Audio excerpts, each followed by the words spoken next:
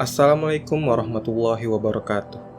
Perkenalkan, nama saya M. Fadlika, kelas IF 23A, NPM 233120044. Pada kesempatan kali ini, saya akan meresensi buku karya Neil Gaiman yang berjudul Samudra di Ujung Jalan Setapak, dengan judul asli The Ocean at the End of the Land yang terbit pada tahun 2013.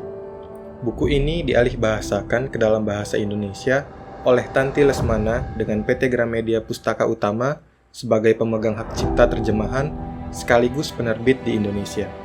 Buku ini memiliki 262 halaman yang diceritakan dengan sudut pandang orang pertama, si Aku, yang pada awalnya mengunjungi acara pemakaman yang berdekatan dengan rumah masa kecilnya. Namun, dia tidak sengaja singgah ke rumah keluarga Hemstock, di mana pembaca diarahkan untuk menyelami ingatan masa kecil si Aku bertahun-tahun silam di rumah tersebut. Novel ini ditulis dengan sangat indah oleh Neil Gaiman. Samudra di Ujung Jalan Setapak memiliki genre fantasi gelap dan bernuansa horor, serta magis. Neil Gaiman menuliskan novel ini berdasarkan kisah masa kecilnya dengan tambahan unsur cerita magis dan makhluk-makhluk supernatural seperti keluarga Hemstock. Inti ceritanya adalah perjalanan masa kecil si Aku yang hingga akhir cerita identitasnya tetap anonim, bersama Letty Hemstock ke negeri lama di dalam samudra di belakang rumah keluarga Hemstock.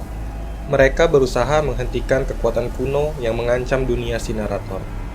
Perjalanan mereka penuh bahaya dan tantangan. Meskipun demikian, mereka akhirnya berhasil menahan kekuatan-kekuatan kuno tersebut masuk ke dunia si narator. Namun, celakanya, seekor makhluk jahat menumpang di tubuh si narator dan menciptakan kekacauan di rumahnya. Makhluk tersebut, dalam wujud perempuan dikenal dengan nama Ursula, menjadi antagonis utama dalam novel ini.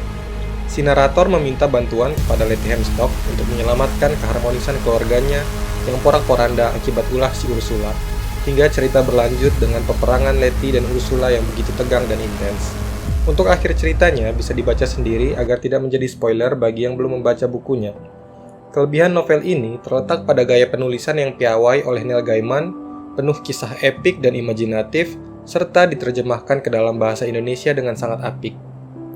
Suasana cerita yang dibangun oleh penulis sangat mengalir, tidak terlalu detail namun cukup untuk mendeskripsikan kepada pembaca apa yang terjadi.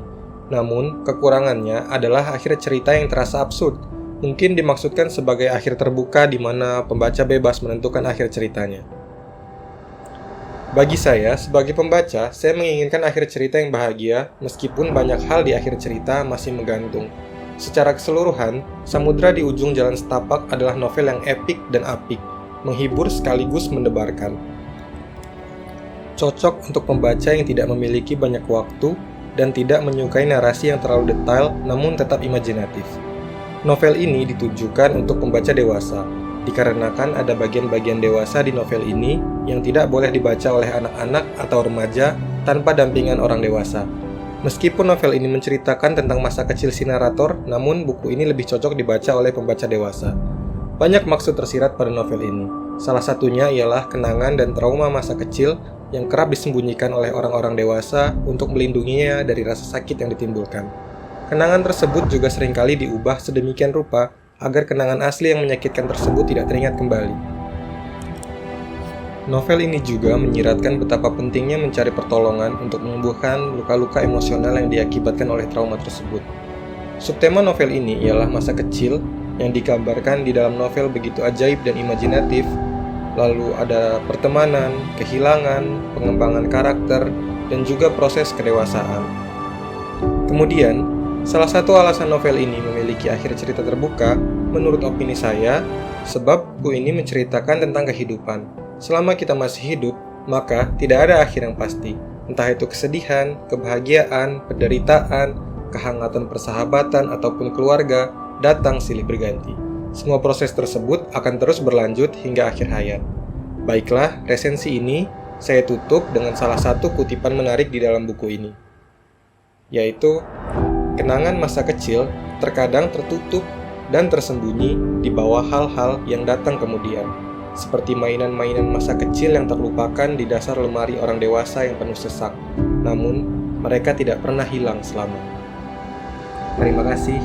Wassalamualaikum warahmatullahi wabarakatuh.